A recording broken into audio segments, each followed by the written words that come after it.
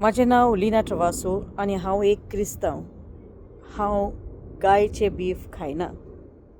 म्हणूनच आयज धाडस करता हो व्हिडिओ म्हजे जे सगळे गौरक्षक भाव आसा तांचे खातीर.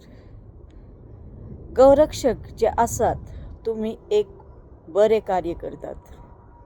गायेक तिजो जागो दिवंक किंवा गायीक मान दिवंक किंवा गायीक संरक्षण दिवंक जे तुमी वावुरतात ते बरें कार्य जावन आसा.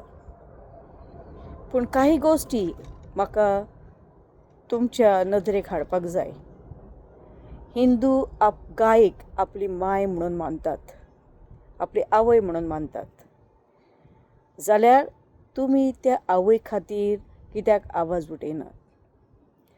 आयज जर तुमी गुगल ओपन केलो जाल्यार आनी गुगलाचेर तुमी टायप केलें largest exporter of the beef म्हणून जर तुमी मारलें जाल्यार एक आंकडो थंय आमकां मेळटा.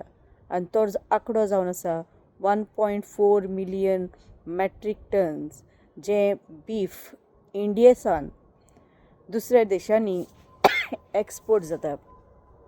आनी आमचो क्रमांक त्या एक्सपोर्टान जावन आसा 4 नंबराचो.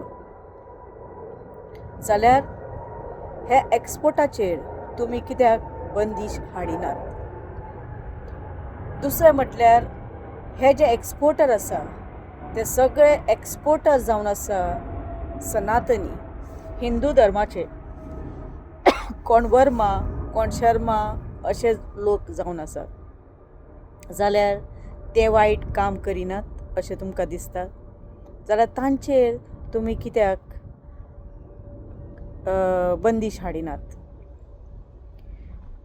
आनी एक गजाल म्हाका तुमचे नजरेक हाडपाक जाय. जे गायीक पोसतात आनी ताच्या दुदाचेर आपलो धंदो करतात किंवा तांचे वयल्यान जे तांकां फायदो जाता त्या फायद्या खातीर ते गायींक पोसतात, पूण गायींचो बरे भाशेन सांबाळ करनात. तांकां रस्त्यांचेर सोडटात आनी कांय वेळा त्यो गायी एक्सिडंटान मरतात आनी रस्त्याचेरूच अश्यो कुसून तांकां वास येता. हाचेर कित्याक तुमी आवाज उठयनात? काही गायी लोकांच्या शेतांनी वचून तांच्या शेताचो उद्वेस करतात, विध्वास करतात. पूण मालकाक जो मालक ते गायींक पोसता तांकां हाचें कांयच पडलेलें ना. हाचेर तुमी कित्याक एक्शन घेनात? भावानो, गायेक जर तुमी खऱ्या अर्थान तिचो जागो दितले आनी तिका मान दितले जाल्यार ह्या सगळ्या गोश्टी पयल्यो जावंक जाय. आनी ताच्या उपरांतूच तुमी गायेक जो ऑनर मागतात तो ऑनर तिका तुमचे कडल्यान येतलो. पर्सनली आमी पयलीं गायेक ऑनर दिवपाक जाय आनी मागीरूच तुमी ताचे खातीर गव्हर्मेंटा कडेन डिमांड करूंक जाय. देव बरें करूं.